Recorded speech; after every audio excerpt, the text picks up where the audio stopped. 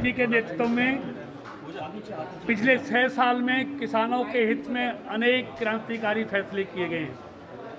चाहे स्वामीनाथन आयोग की रिपोर्ट को लागू करना हो, उनकी लागत पर 50% मुआवजा देने की बात हो, फसल बीमा योजना हो, किसान सम्मान निधि हो, सॉइल हेल्थ कार्ड हो, खेतों को पानी पहुंचाने की बात हो, किसानों की एमएसपी पर खरीद की बात हो। अगर सारी चीज़ों को देखोगे, आप 2009 से 2014 यूपीए के शासन में एमएसपी पर कितनी क्वांटिटी में फसल खरीदी गई उसका उदाहरण देख लीजिए। उससे डबल खरीद आदरणीय मोदी जी की सरकार ने क्वांटिटी के तौर पर किए, चाहे गेहूं है, धान है, अरहर है, चना है, मूंग है, उड़द है, कोई भी है। इसी तरह 2009 से लेकर 2014 तक कांग्रेस ने, यूपीए की सरकार ने जो किसानों का उत्पादन खरीदा उससे डबल कीमत का किसानों की फसल मोदी जी की सरकार के नेतृत्व में खरीदी गई। किसानों की आय दुगनी की बात कर रहे हैं, लेकिन किसान सड़कों पर है, विरोध कर रहे हैं। कोई किसान सड़कों पर नहीं है। अगर मोदी जी की सरकार भी किसानों का हित नहीं कर सकती, भला नहीं कर सकती, तो दुनिया में कोई भी सरकार किसानों का भला नहीं कर सकती। और मोदी जी ने करके दिखाया है। मोदी जी के लिए हुए फैसले, जो नया बिल है जो शीतकालीन सत्र में आया है, ये किसानों को आत्मनिर्भर बनाएगा, किसानों को सशक्त करेगा, किसानों को मजबूत करेगा। किसान की जो फसल है उसकी लागत, उसकी जो आय है, उसको दुगनी करने की कदम में मील का पत्थर सिद्ध होगा।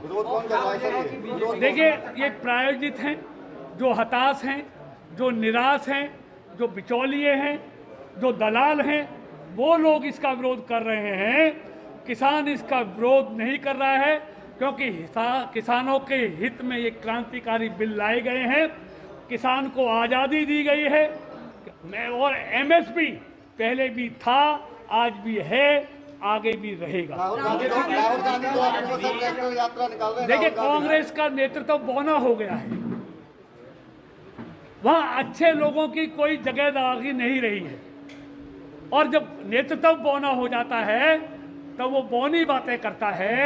आज उनको किसानों की हित आ रही है। 50 साल तक उनको किसानों की राज करने वाली पार्टी आज एमएसपी की बात कर रही है। इन्होंने 50 साल में एमएसपी को कानून का हिस्सा क्यों नहीं बनाया? किसने रोका था इनको? इन्होंने स्वामीनाथन आयोग की रिपोर्ट को 10 साल तक कूड़े के ढेर में फेंक कर क्यों रखा? क्यों उसको लागू नहीं किया? मोदी जी की सरकार ने क्यों उसको लागू किया?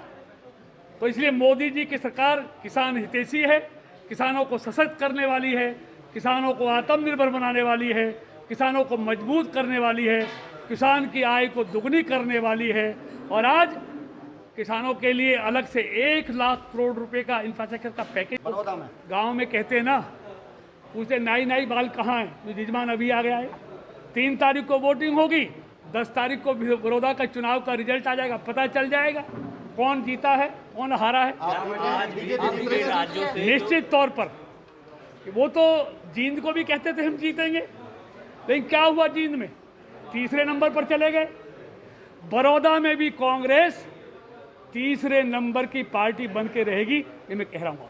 बीजेपी के समर्थन पर असमर्थक जो पार्टियां हैं, जो सहयोगी पार्टियां हैं, वो पार्टी छोड़ रही हैं। बीजेपी के नेता पार्टी छोड़ रहे हैं। कोई नहीं छोड़ रहे, अपने अपने हित हैं लोगों के, अपने अपने हित को वो का ध्यान रख रहे हैं। किसान के हितों का उनको ध्यान नहीं है। किसान का हित मोदी सरकार में निहित है, और मोदी जी किसानों का हित करने वाले आज़ादी के बाद पहले प्रधानमंत्री।